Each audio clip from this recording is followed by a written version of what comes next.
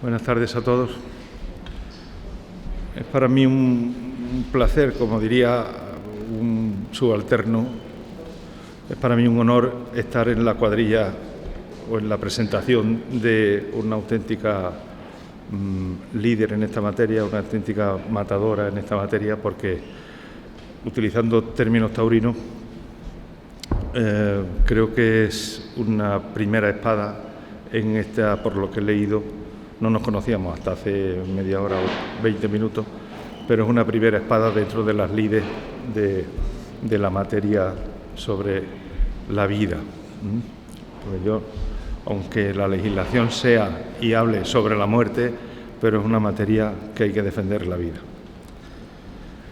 María del Carmen Fernández de la Cigoña, cantero, compagina su cargo como directora del Instituto de Estudios de San Pablo CEU, de la familia CEU, con el de profesora de la Universidad de San Pablo CEU, en donde imparte clases de doctrina social de la Iglesia.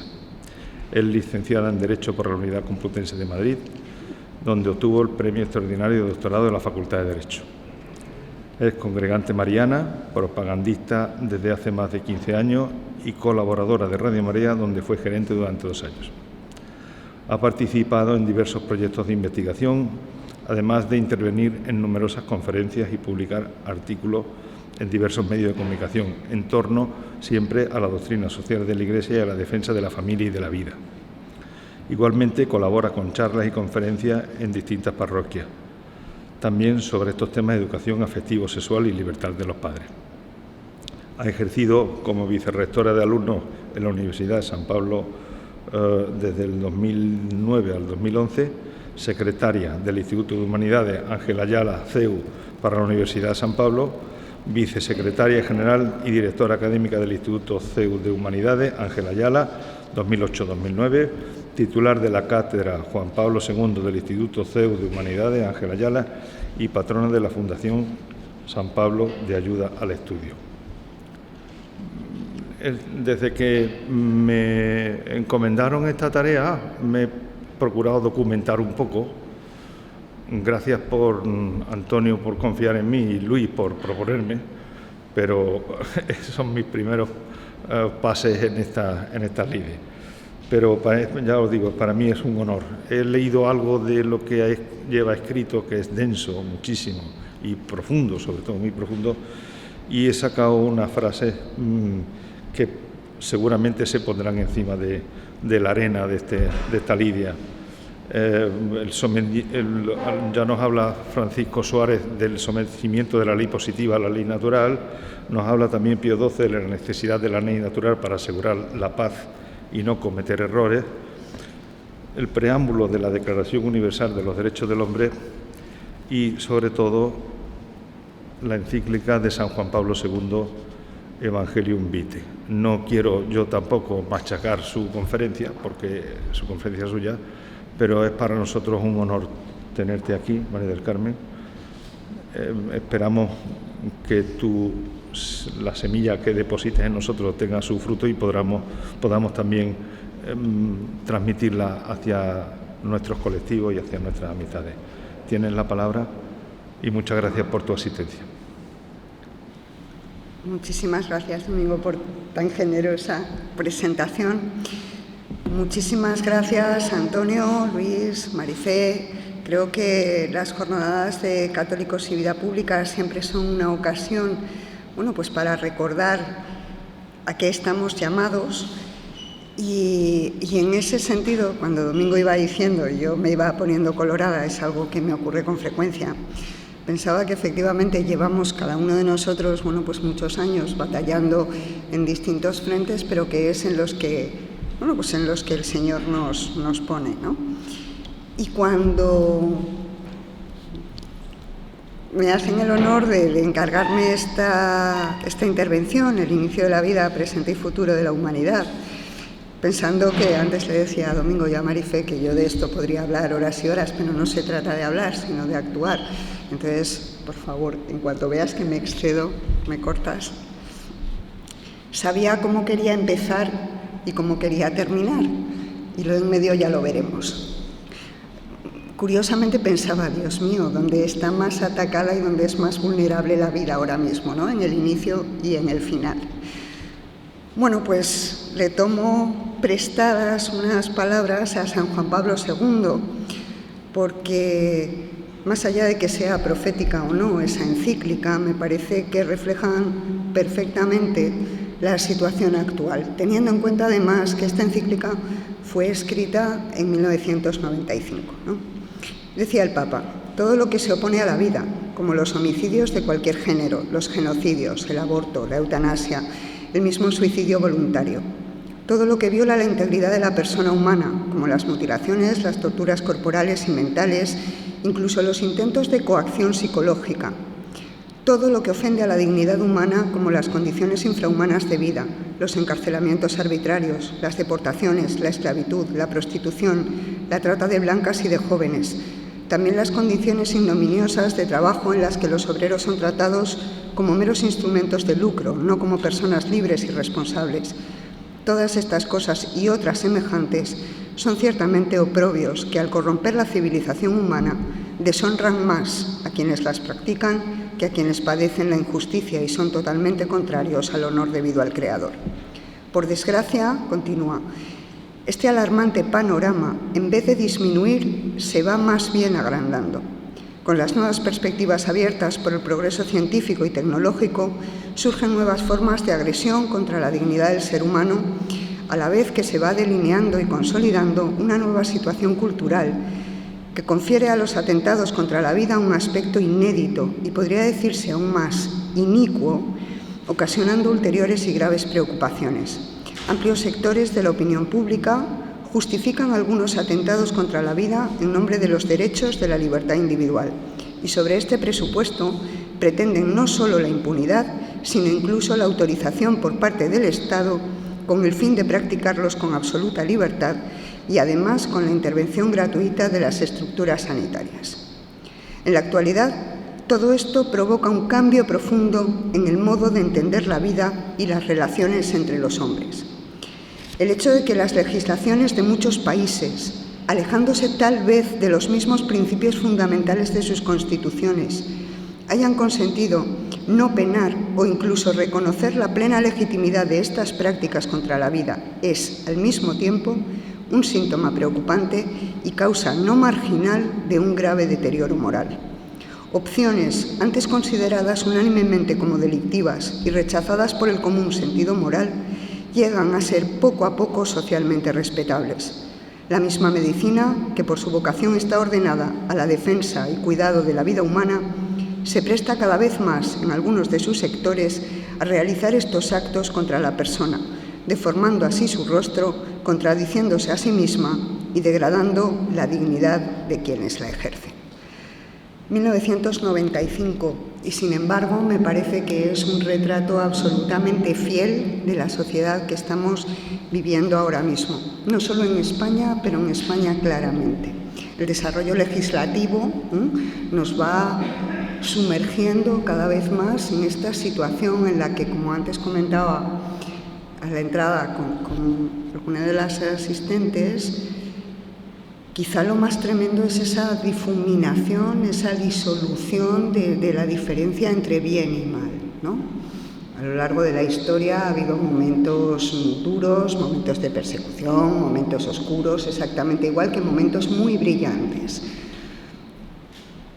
Pero no había esa confusión buscada, querida, programada, de lo que es el bien y lo que es el mal. Uno, cuando hacía las cosas mal, sabía que las estaba haciendo y en lo que llamaba el uso de su libertad, pero sabía que lo estaba haciendo mal. Hoy no. Hoy lo que se pretende en ese auge del relativismo es presentar cualquier opción como igualmente válida. En lo que respecta a la vida, esto es demoledor. En lo que respecta a la familia, esto es igualmente demoledor, porque no todo da igual. Y no da igual vivir y ayudar a vivir y ayudar a morir, con todo lo que esto supone. No me voy a meter en este tema porque luego se hablará con la eutanasia, que matar a una persona es completamente distinto. Aunque pretendan vendernos otra percepción, ¿no? Pero pero la percepción no es más que eso, es una percepción, la realidad es la que es. En esta defensa de la vida, en la que creo que todos, desde el ámbito en el que estemos, debemos empeñarnos, en esta defensa de la vida hemos visto cómo se ha ido evolucionando, siendo así que nunca como ahora ha habido tantos ataques tan sistemáticos y con un frente tan amplio a lo que es esta defensa de la vida. ¿Por qué digo que ha habido una evolución? Porque inicialmente se plantea, es curiosa la denominación anglosajona, ¿no? El pro-life y pro-choice, como si la life no fuera un choice. Pero en cualquier caso, es cierto que hay una variación en la defensa que se hace. Yo recuerdo las primeras manifestaciones en las que pues, casi éramos unos colegiales en contra del aborto y era muy antiaborto. Ahora no. Es claramente provida, ¿no? Incluso estas manifestaciones que se realizan en defensa de esa vida que se está gestando, que no es menos vida porque se esté gestando, no es menos vida porque sea dependiente. En múltiples ocasiones nuestra vida es dependiente y no por eso es menos vida, ¿no? Lo que pasa es que se tiene que desarrollar. Pues esa evolución ha generado que haya todo un ambiente social en el que se reclama como derechos lo que antes se percibía, en cualquier caso, como moralmente no solo ilícito, no digo ilegal, ilícito, sino verdaderamente inmoral, ¿no? ¿Por qué? Porque se convierten en derechos. Y en este sentido, hoy votan en el Parlamento Europeo el informe MATIC, que quiere reclamar el aborto a nivel de las instituciones europeas como un derecho humano. Y de paso, si pueden, eliminar, que debe ser que este es menos humano, el derecho a la objeción de conciencia, ¿no? Pues eso se vota hoy en el Parlamento Europeo, pretendiendo luego influir en las legislaciones nacionales. Evidentemente ahí hay una colisión de derechos que esperemos que se resuelva, por lo menos en el caso, en cada uno de los casos concretos, de la manera adecuada. En cualquier caso, este es el ambiente social en el que nos encontramos. Y no solo eso, sino que todo el desarrollo legislativo que vivimos es cada vez más incisivo. Cada vez se da un paso más, y un paso más, y un paso más, ¿no? De todos es conocido la actual legislación sobre el aborto, que lo único que se modificó después de la ley del 2010 es que las niñas de 16 años, menos, pero en cualquier caso de 16 a 18 años, no puedan abortar sin el conocimiento ni el consentimiento de sus padres. Cosa que planteaba en la legislación que se aprobó en su momento una barbaridad jurídica, porque esas mismas niñas, aunque luego lo hagan, y digo niñas y no digo mujeres, esas mismas niñas no pueden hacerse un tatuaje sin el conocimiento y el consentimiento de sus padres.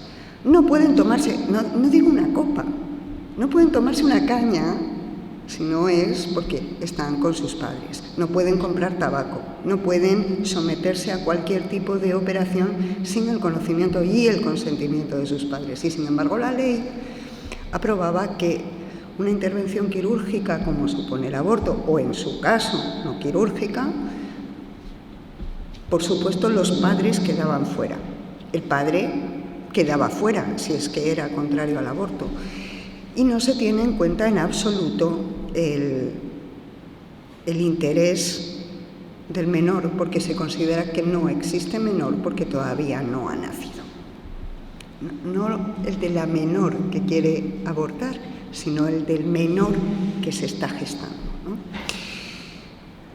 No solo eso, dentro de toda esta dinámica cada vez más perversa, nos encontramos, esta es la legislación sobre el aborto que no voy a sacar, nos encontramos con una proposición de ley de hace unos días, que todos ustedes conocerán, por la que por la que se modifica la Ley Orgánica de 23 de noviembre del Código Penal para penalizar el acoso en las mujeres que acuden a clínicas para la interrupción voluntaria del embarazo. Es decir, no se va a poder informar a una mujer que acude a practicar un aborto, a que le practiquen un aborto o a preguntar sobre esta posibilidad, no se va a poder informar según quiere esta proposición de ley, que por supuesto entra en colisión con el derecho de información, con la libre expresión, con muchísimas cosas, ¿no? Pues no se va a poder informar a la persona, a la mujer en este caso, de todo lo que conlleva, además, la práctica de un aborto. Bueno, pues esta es una de las últimas proposiciones. No solo eso. La ministra Montero, Irene, anunció para el 2022 una nueva modificación de la ley del aborto en la que de nuevo se quiere hacer que, por supuesto, la niña de 16 a 18 años pueda abortar sin el conocimiento y el consentimiento de sus padres. Y no solo eso, sino que las distintas informaciones que tenemos nos hacen pensar que valoran, no estamos seguros de que vaya a ser así o no, pero valoran una práctica que se lleva a cabo en algunos de los estados americanos, que es practicar el aborto según el niño está naciendo después de los 9 meses de gestación. ¿Vale? ¿Por qué? Porque como no tiene personalidad jurídica, no estamos realizando ni un homicidio, ni un asesinato, ni cualquier cosa de este tipo. Veremos cuál es el texto de esa ley, ¿no? Y sin embargo, al mismo tiempo, vivimos una situación en España, y no solo en España, de un clarísimo suicidio demográfico. Yo antes hablaba del invierno demográfico, ya hablo del suicidio demográfico, en el que se invierte la pirámide poblacional, en el que nos encontramos ante una situación en la que pues, los datos que daba Alejandro Macarrón hace un par de semanas eran de que en España cada mujer tiene 1,18 niños. Claro, esto es una barbaridad, es insostenible en cualquier sociedad, pero además, más allá de lo que es esa España vaciada, ese reto demográfico que se plantea, y lo que se plantean es que no llega Internet a los pueblos. A mí me interesa poco que llegue Internet si no hay quien use ese Internet. Me interesa poco que se hable de infraestructuras si no hay quien utilice esas infraestructuras, con lo cual lo primero a lo que tengo que atender es a que efectivamente los niños son una bendición absolutamente necesaria, precisamente porque la familia es el lugar idóneo para la acogida de la vida y el cuidado de la misma, precisamente porque ese es el futuro, no de España, sino de la humanidad entera. Por esto, la relación que tiene que haber es de una clarísima protección a la familia. Jurídicamente esto era así. Se protegía a la familia porque era una institución que como tal servía a la comunidad. ¿Por qué la servía? Porque era un lugar de acogida, de entrega y de aprendizaje, donde cada nuevo miembro de la familia es acogido sin que se le pida nada a cambio. Bueno, yo recuerdo con cada uno de mis niños que pensaba, a ver si duerme mucho, come bien y llora poco. Y luego cada uno es como es, y algunos lloraban mucho, no comían nada, dormían poco, en fin, pero no los cambias. No te deshaces de ellos. Es más, cada uno de ellos es una bendición, sea como sea, ¿no? Y a este nuevo miembro de la familia, a cada uno de ellos se le acoge, se le enseña, se le acompaña, se le ayuda a crecer, sabiendo que no vivimos por ellos, pero ayudándoles, dándoles los instrumentos para que vayan creciendo en responsabilidad y libertad. Y precisamente por eso, porque la familia hace eso, porque acoge la vida y la cuida, por eso es una institución que sirve al bien común, que sirve a la sociedad entera, porque no hay mejor escuela que esa. Continuando con la legislación que tenemos en ciernes, otra ministra, en este caso la ministra Belarra, Asuntos Sociales y Agenda 2030, anunciaba para el 2022 una nueva legislación sobre diversidad familiar y familias monoparentales. Es evidente que de hecho la ministra, en el culmen de esa ideología política, no los llamaba familias monoparentales, sino que se refería a ellas como las familias monomarentales. Ya sabemos que la mayoría de ellas, pues es efectivamente la madre quien está a cargo, pero no por eso tenemos que cambiar la terminología, en absoluto. En cualquier caso, es cierto que estas familias que necesitan ayuda, y la necesitan porque tienen menos recursos, porque tienen menos tiempo, porque tienen menos, necesitan ayuda, se percibía el tenor de esta ley, y hablaba el otro día con la presidenta de Familias Numerosas, como una ayuda a costa de. Y si bien, vuelvo a decir, cualquier niño es una bendición, no todas las realidades familiares, ¿por qué digo realidades familiares? Hay muchas, muy diversas, y es cierto que son una realidad que está ahí. Pero cuando hablamos de modelos, hablamos de algo a imitar. Y no todas las realidades familiares son modelos a imitar.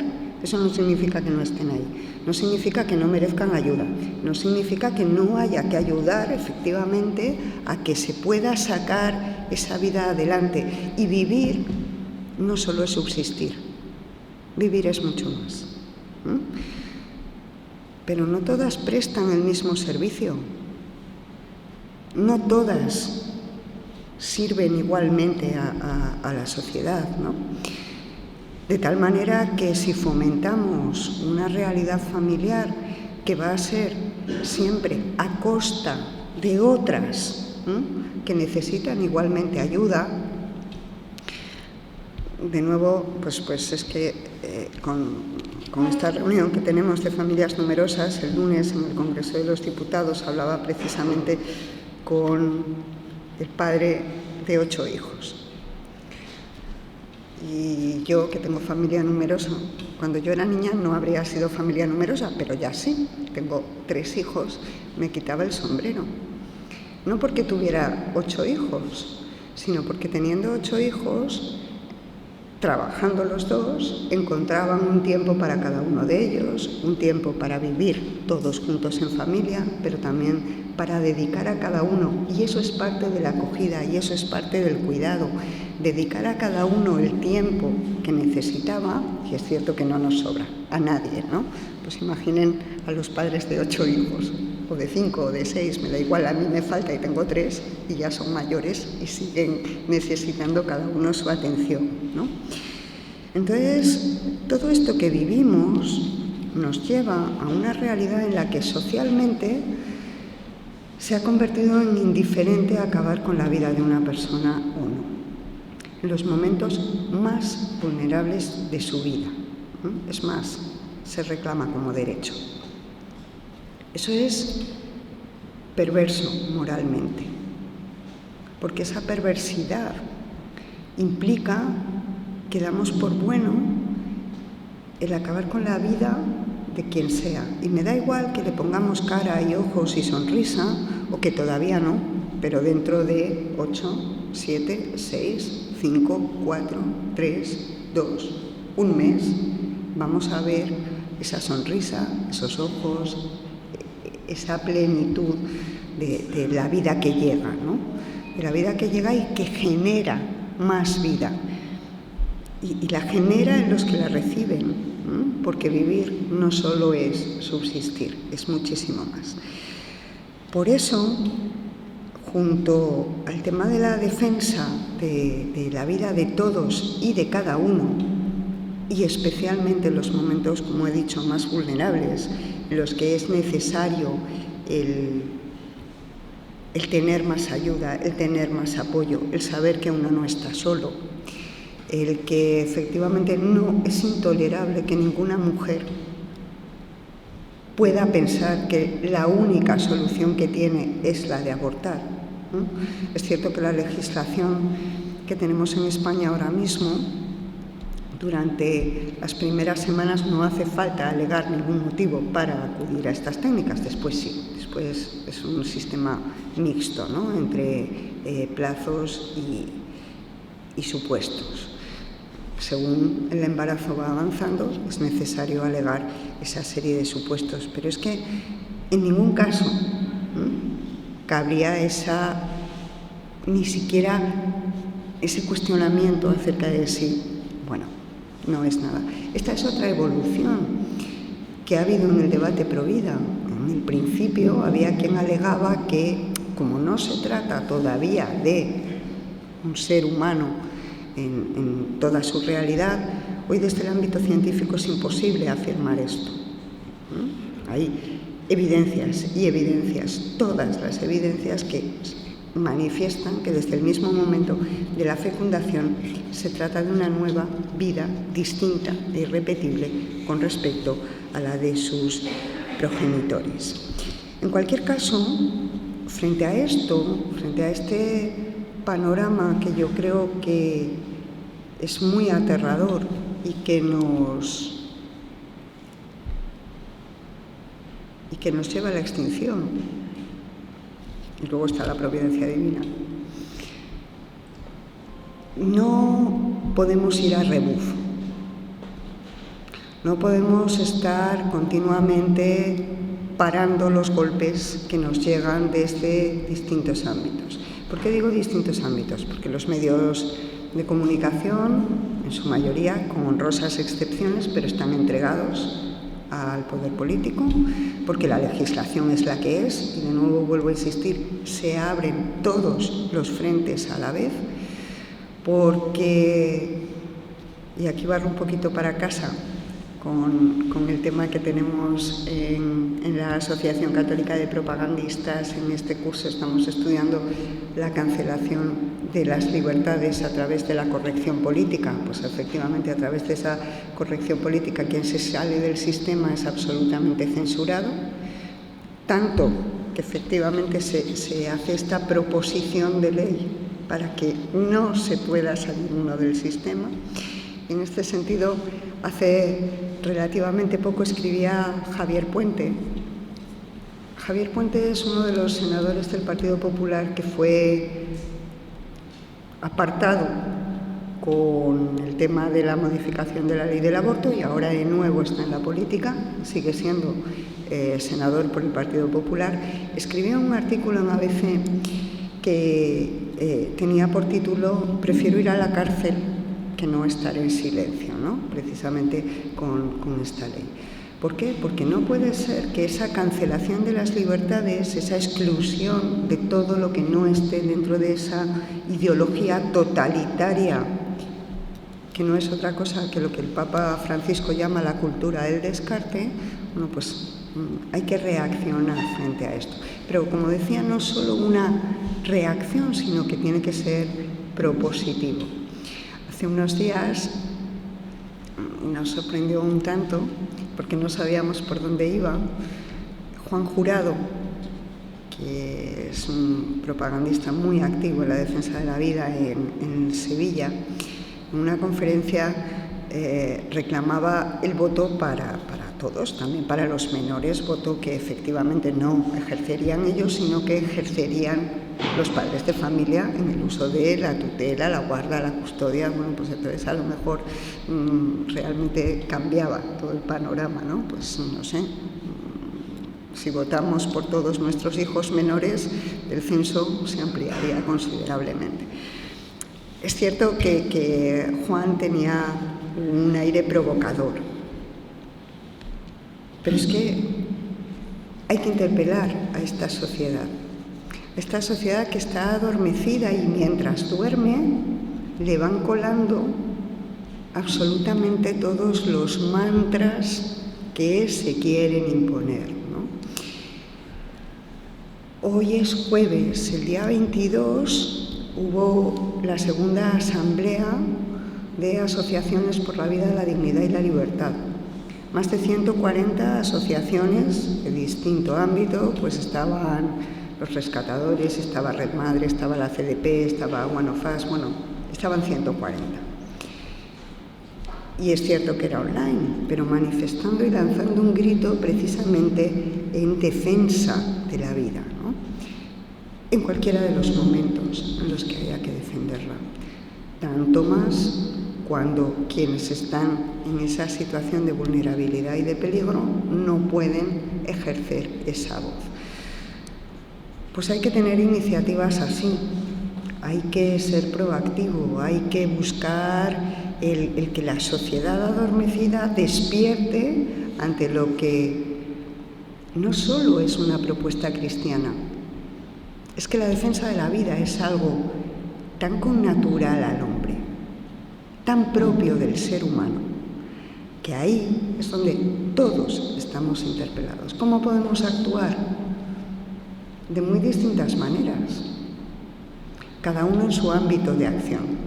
Veo a una directora de colegio, veo a empresarios, veo a propagandistas, veo a cada uno, a madres y a padres de familia, a hijos, todos somos hijos, cada uno en su ámbito más propio. Lo primero que hay que hacer es generar un clamor en defensa de la vida, que se oiga en todas partes, que a pesar de lo que quiera establecer esa legalidad, nos encontremos con la realidad de que ese clamar por la vida de todos y cada uno es algo que se hace en todos los rincones. Muchas veces nos sorprendemos de cuántos piensan como nosotros. ¿Y por qué nos sorprendemos? Porque habitualmente hay temas de los que mejor no vamos a hablar. Y cuando hablamos, te encuentras con que el sentido común, gracias a Dios, sigue estando presente. A lo mejor es que tenemos que tener más conversaciones, más cafés, más en el ámbito de trabajo, en donde estemos diciendo lo que es de sentido común, que la persona tiene que ser cuidada, tiene que ser protegida, tiene que ser defendida.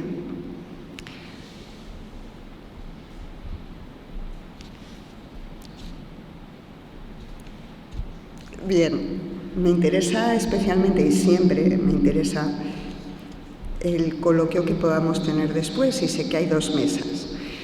Entonces, quería acabar con 2 cosas. 1, es necesario difundir el bien. Yo creo que siempre hemos oído que el bien efectivamente es expansivo, que es atractivo. Claro, pero hay que difundirlo, hay que presentarlo. Hay que decirlo. Y así vemos cómo efectivamente, por lo atractivo que es, se irá uniendo distintas realidades, ¿no? Y esto es una de las cosas que nos pasó con la eutanasia, con las campañas de vividores, cuando se intentaba colar sin que hubiera el más mínimo debate, no social, que por supuesto, ni debate científico, ni debate social, ni debate político, ni de repente empiezas y se van sumando distintas realidades. ¿Por qué? Porque el sentido común se impone, porque el bien es expansivo, porque no hay nada que le importe más al hombre que la vida del hombre, porque la familia, que es la que acoge, la que cuida, la que acompaña esa vida, sigue estando presente. Aunque digan que no, sigue siendo la institución más valorada. Como digo, que me interesa especialmente el coloquio que podamos establecer. Cuando les explicó doctrina social de la Iglesia a mis alumnos, hay un punto del catecismo que me gusta especialmente, aunque siempre les digo que es un poco cursi. Bueno, pues será que a mí me gusta lo cursi, no lo sé. Les leo el punto que habla precisamente de la participación. Corresponde a los que ejercen la autoridad reafirmar los valores que engendran confianza en los miembros del grupo y los estimulan a ponerse al servicio de sus semejantes. La participación comienza por la educación y la cultura. Podemos pensar con razón que la suerte futura de la humanidad está en manos de aquellos que sean capaces de transmitir a las generaciones venideras razones para vivir y razones para esperar. Eso nos toca, transmitir esas razones para vivir y esas razones para esperar.